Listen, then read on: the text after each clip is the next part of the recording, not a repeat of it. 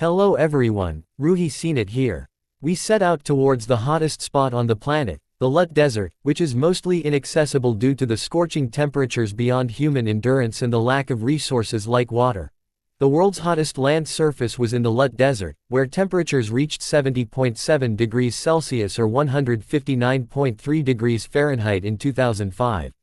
Located in the southeast of Iran, the distance from the northernmost tip to the southernmost tip of the LUT Desert is considered 480 kilometers and its distance from the westernmost tip to the easternmost tip is considered 298 kilometers. This West Salt Desert contains many mystery spots, like Gandham Berrien, the hottest point on the planet where 70.7 degrees Celsius is measured from space. A vast plateau covered with dark volcanic rocks that are claimed to have no life on its surface. NASA has measured surface temperatures there for several years and has repeatedly seen record numbers. In this hell where the planet is cooked by the sun, we will shoot images that we have never seen before. Our first stop is Shahdad, the last town on our way, built in an oasis in the west of the desert. Here, life is normal thanks to the high altitude. Now the temperature is about 37 degrees Celsius here. We have hundreds of kilometers to go and the temperatures will get even higher. Before entering the desert, we see the hundreds of years old Shafiabad caravanserai, which is now in ruins. In the desert, while the weather is so hot, we find some water and put our scarf or shawl in the water. Natural air conditioning, put it on our head to reduce the temperature. So we need to record the track of going to the desert. There is a backup company which is following our GPS and our truck, and if something happens to us, they immediately come to us. The LUT Desert is also recognized as one of the driest regions in the world. It usually receives less than 30 millimeters of precipitation per year, and this small amount of rainwater flows down the surrounding mountains for a short time and evaporates quickly. There are many salty lakes that have dried up in the scorching heat. Unfortunately, some migratory birds cannot find any shade they can take shelter in when they fly in this geography, and they make a mistake.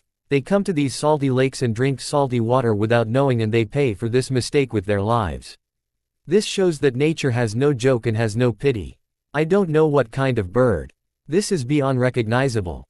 Let's go. In order to move forward in the desert, we lower the pressure of the tires of the cars.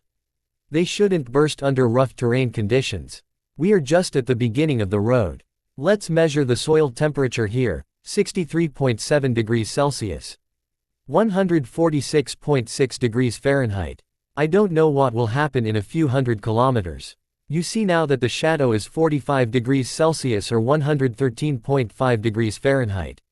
We're still early in the day. I keep the phone cooler like this. With this ice, like this.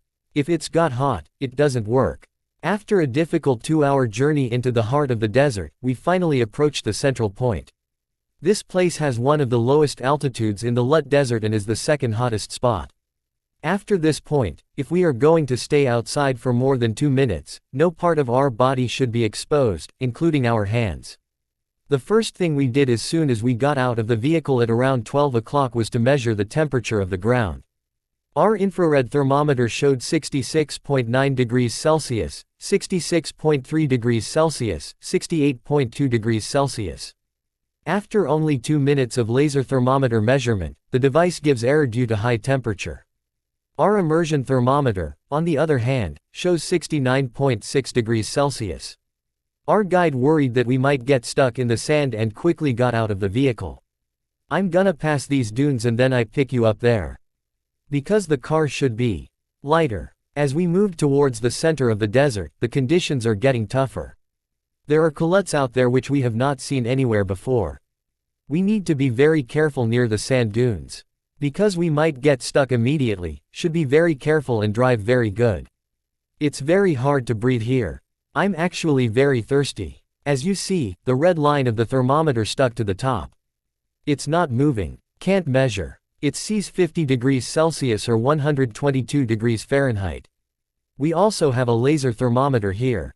This no longer works at all. Giving an error message. This is an immersion thermometer.